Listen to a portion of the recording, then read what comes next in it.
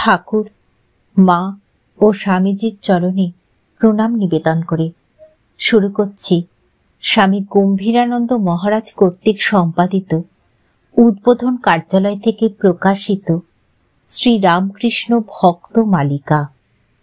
ভগবান শ্রী রামকৃষ্ণদেবের অন্তরঙ্গ ও বিশেষ কৃপাপ্রাপ্ত ভক্ত মণ্ডলীর সম্বন্ধে এই গ্রন্থে বর্ণনা রয়েছে। আজ পাঠ করব শ্রী রামকৃষ্ণদেবের পরম ভক্ত স্বামী ব্রহ্মানন্দের কথা, অর্থাৎ সবার প্রিয় রাজা মহারাজের কথা। আজ পঞ্চম পর্ব।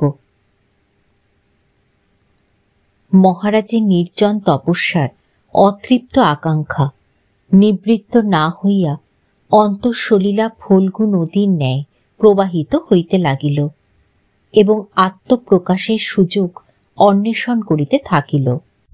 অবশেষে 1889 খ্রিস্টাব্দের ডিসেম্বর মাসে তিনি উত্তর খণ্ডাভিমুখে যাত্রা করিলেন। নরেন্দ্রনাথ তাহার সহচর রূপে সুবোধানন্দকেও পাঠাইলেন। মহারাজ ও সুবোধানন্দ বৈদ্যনাথ দর্শনান্তে বারাণসী ধামে উপস্থিত হইলেন। সেখানে পিশাচমোহন পল্লীতে শ্রীযুক্ত প্রমোদা দাসবাবুর এক নির্জন উদ্যান বাটিতে অবস্থানপূর্বক ভিক্ষা গ্রহণ করিয়া তাহারা তপস্যায় মগ্ন হইলেন। এইরূপে মাঘ মাস পর্যন্ত তথায় কাটাইয়া স্বামী সুবোধানন্দ ও অপর একজন বাঙালি পরিব্রাজকের সহিত মহারাজ নর্মদা তীর্থাভিমুখে যাত্রা করিলেন। এই নর্মদা তীরে মহারাজ একাদিক্রমে 6 দিন গভীর অতীন্দ্রিয় ভাবে নিমগ্ন থাকিয়া এককালীন বাহ্যজ্ঞান শূন্য হইয়াছিলেন। অনন্তর তিনি পঞ্চবটী প্রভৃতি সুপ্রাচীন ও সুপবিত্র তীর্থাদি দর্শন ও তৎস্থলে কিয়ৎকাল ধ্যান জপাদিতে অতিবাহিত করিয়া বোম্বাই হইয়া শ্রী দ্বারকাধাম যাত্রা করিলেন। এই যাত্রাকালে এবং সৌরাষ্ট্রে ভ্রমণকালে মহারাজের অপ্রতিগ্রহ ও নিস্পৃহা দেখিয়া অবাক হইতে হয়। বোম্বাই শহরে শ্রী রামকৃষ্ণের পরম ভক্ত শ্রী কালীপদ ঘোষ তাহাদিগকে নিজের আবাসে লইয়া যাইতে চাহিলে ব্রহ্মানন্দ উহাতে অস্বীকৃত হন এবং শ্রী শ্রী মুম্বাদেবীর মন্দির সংলগ্ন এক নিভৃত স্থানে প্রায় 7-8 দিন থাকিয়া দ্বারকা গমনার্থ জাহাজে ওঠেন। যাত্রাকালে তাহার তেজপুঞ্জ লাবণ্যময় ধ্যান গম্ভীর মূর্তি সন্দর্শনে জনৈক ভাটিয়া মহাজন তীর্থ দর্শনের জন্য কিঞ্চিত অর্থ দিতে চাহিলে মহারাজ অস্বীকৃত হন। অগত্যা শেঠজি 3খানি টিকিট কিনিয়া সুবোধানন্দের হস্তে অর্পণ করেন। দ্বারকাধামে তীর্থযাত্রীরা পুণ্যতোয়া গোমতীর জলে স্নান করিয়া থাকেন, কিন্তু তজ্জন্য প্রত্যেককে রাজ সরকারে 2 টাকা মাশুল দিতে হয়। নিঃসম্বল স্বামী ব্রহ্মানন্দাদির নিকটও ঐরূপ অর্থ চাহিলে তাহারা হতাশ হৃদয়ে ফিরিয়া চলিলেন। অধিকন্তু জনৈক ব্যবসায়ী উপযুক্ত অর্থ প্রদানে অগ্রসর হইলে মহারাজ তাহাকে নিরস্ত করিয়া বলিলেন, গোমতী নদীতে স্নান অপেক্ষা তীর্থরাজ সমুদ্রে স্নান অধিকতর পুণ্যপ্রদ। বৃথা অর্থ ব্যয়ের আবশ্যক নাই। আমরা বেটপুরী সঙ্গমে সমুদ্রে স্নান করিব। শেঠজি তাহার এই সারগর্ভ বাণীতে আকৃষ্ট হইয়া তাহাদিগকে স্বগৃহে আনয়নপূর্বক 3 দিন তাহাদের সেবা করিলেন এবং প্রত্যেকের হস্তে একখানি শ্রীমদ্ ভাগবত গীতা অর্পণ করিলেন। শেঠজি তাহাদের তীর্থযাত্রার সুবিধার জন্য বিভিন্ন স্থানে পত্র দিতেও চাহিলেন, কিন্তু মহারাজ উহা প্রত্যাখ্যান করিলেন। শুধু বলিলেন, আমার কোনো বস্তুর অভাব বা আবশ্যক নাই। সাধু সন্ন্যাসীর ঈশ্বরই একমাত্র আশ্রয় ও ভরসা। অতঃপর শেঠজি অর্থদানের আকাঙ্ক্ষা জানাইলে উহাও অস্বীকার পূর্বক পদব্রজে 7 ক্রোশ পথ অতিক্রম করিয়া ব্রহ্মানন্দজি বেট দ্বারকায় উপস্থিত হইলেন এবং স্নান ও মন্দিরাদি দর্শনান্তে সুবোধানন্দকে ধর্মশালায় ভিক্ষার্থ প্রেরণ করিলেন। ধর্মশালার অধ্যক্ষ ওই জন্য বাদাম রাখিতেন। সুবোধানন্দজি ভিক্ষা স্বরূপে প্রাপ্ত কয়েক সের বাদাম লইয়া মহারাজের সম্মুখে স্থাপন করিলে বাদামের পরিমাণ দেখিয়া তিনি প্রশ্ন করিলেন, এত বাদাম কে দিয়েছে? ধর্মশালার অধ্যক্ষ। মহারাজ বলিলেন, আমাদের জন্য 2 ছটাক রেখে বাকিগুলো ফিরিয়ে দিয়ে এসো। কিন্তু সুবোধানন্দ উভয় বিপদে পড়িলেন। সন্ন্যাসী ব্রহ্মানন্দ সঞ্চয় করিতে পরাণমুখ, সাধু সেবক অধ্যক্ষ প্রতিগ্রহণে অস্বীকৃত।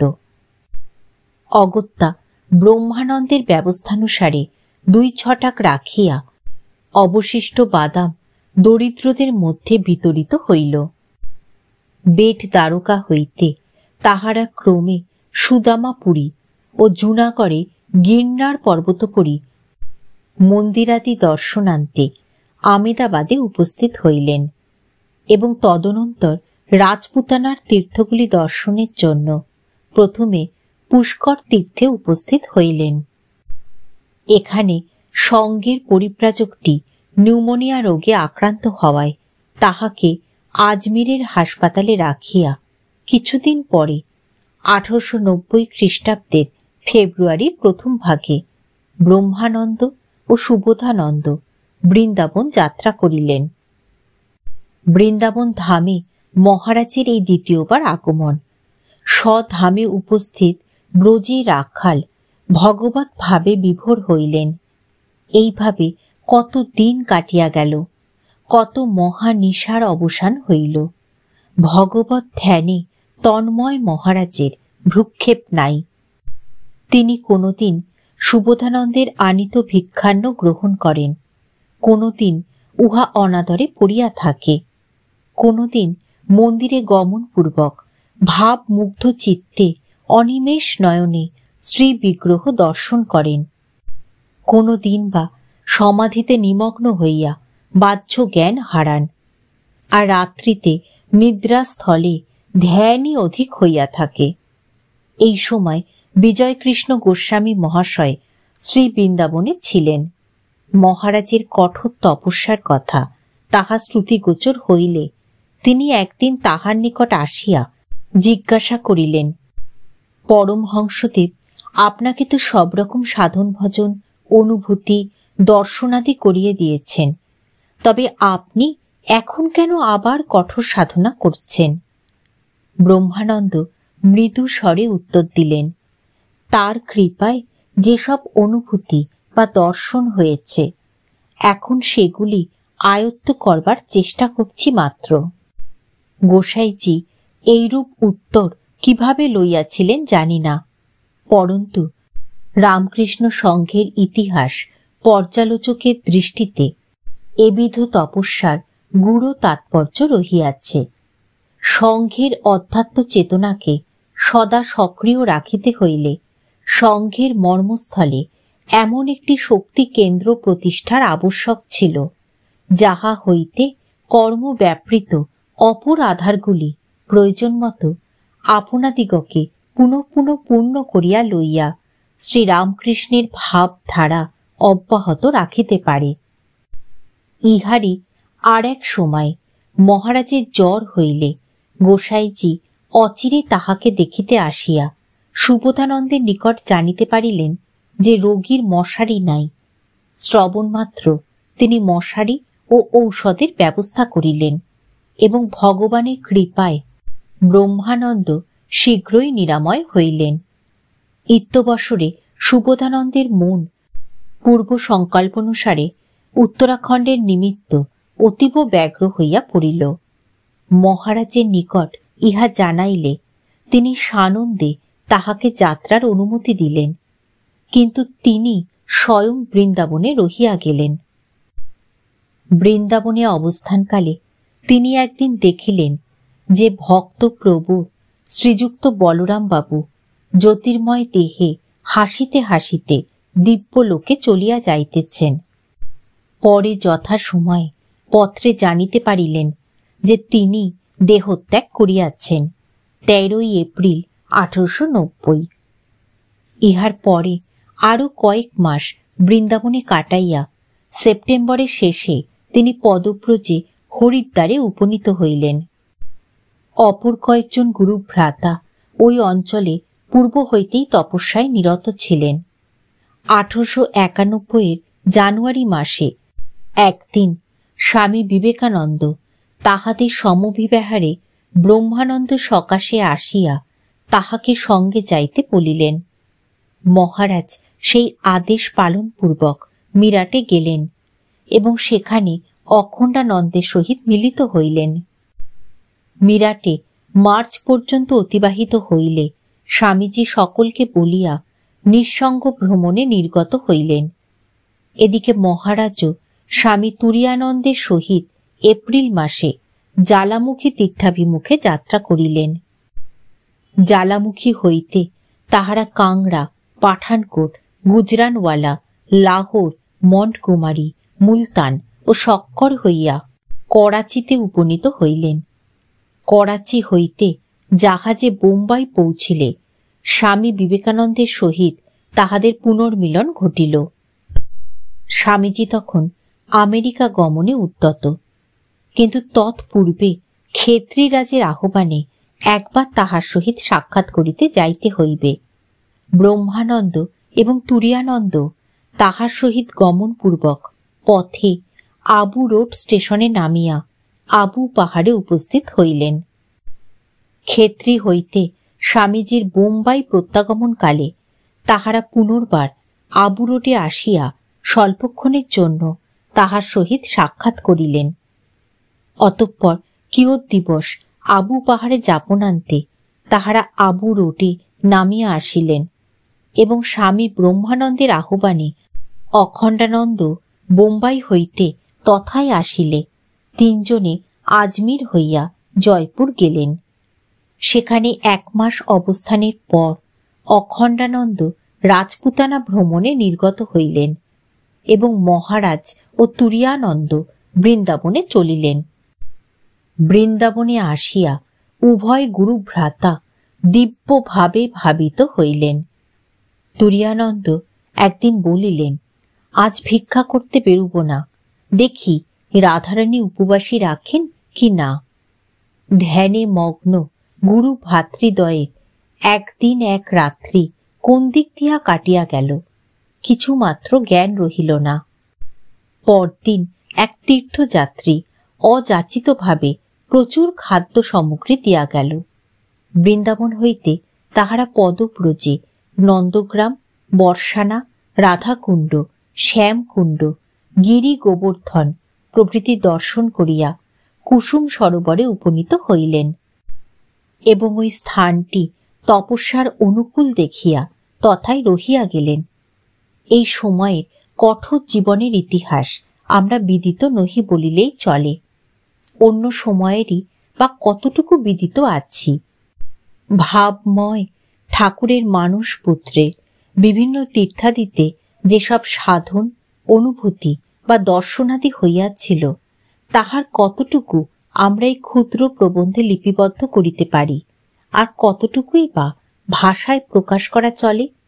মহারাজ প্রায়ই বলিতেন, নির্বিকল্প সমাধির পর ধর্মজীবন আরম্ভ হয়। যে নির্বিকল্প সমাধি বহু জীবনের সাধনায় কচ্চিৎ কাহারও ভাগ্যে ঘটে, উহাতে প্রতিষ্ঠিত থাকিয়া এবং উহার পরবর্তী অনুভূতি সম্পদে ভূষিত হইয়া যিনি বহু ভক্তকে ধর্মপথে পরিচালিত করিয়াছিলেন, তাহার অধ্যাত্ম জীবনের অতি স্থূল আভাস মাত্রই আমরা দিতে সক্ষম। ইতোমধ্যে 1893 খ্রিস্টাব্দের সেপ্টেম্বর মাসে আমেরিকায় ও ভারতে স্বামী বিবেকানন্দের জয়ধ্বনি উত্থিত হইয়াছে। ইহার ফলে মঠের কার্যবৃদ্ধির সূত্রপাত হওয়ায় মঠে চলিয়া যাইবার জন্য তাহাদের নিকট বারংবার আহ্বান আসিলেও তখনই যাওয়া হইল না। 1894 খ্রিস্টাব্দের মধ্যভাগে বৃন্দাবন হইতে তাহারা লক্ষ্ণৌ হইয়া অযোধ্যায় গেলেন। তথায় শিবানন্দজির মুখে মঠে ফিরিবার জন্য স্বামীজির নির্দেশ পাইয়া তুরীয়ানন্দ আগস্ট মাসে কলকাতায় গেলেন। পরন্তু মহারাজ পুনর্বার বৃন্দাবনে ফিরিলেন। এইবারে বৃন্দাবনে আসিয়া তিনি অজগর বৃত্তি অবলম্বন করিলেন। ভিক্ষার্থে কোথাও যাইতেন না, কাহারও নিকট কিছু চাহিতেন না। কোনোদিন আহার জুটিত, কোনোদিন বা অনাহারে কাটিত। কখনো কোনো শেঠ একখানি কম্বল দিয়া যাইতেন, পরক্ষণেই চোর আসিয়া উহা লইয়া যাইত। ব্রহ্মানন্দ সাক্ষী স্বরূপ সব দেখিয়া যাইতেন মাত্র। দিব্যভাবে বিভোর হইয়া কখনো তিনি বাহ্যহারা হইতেন, আবার কখনো তাহার দেহে অশ্রুপুলকাদি সঞ্চার হইত। এইরূপে কয়েক মাস অতিবাহিত করিয়া অগ্রহায়ণ মাসে তিনি ব্রজমণ্ডল ত্যাগ করিয়া মঠাভিমুখে চলিলেন। ঠাকুর, মা ও স্বামীজির চরণে প্রণাম নিবেদন করে শেষ করছি আজকের পাঠ। ঠাকুর শ্রী রামকৃষ্ণদেবের পরম প্রিয় শিষ্য ও ঠাকুরের মানস পুত্র স্বামী ব্রহ্মানন্দ বা রাখাল মহারাজের জীবনীর পঞ্চম পর্ব।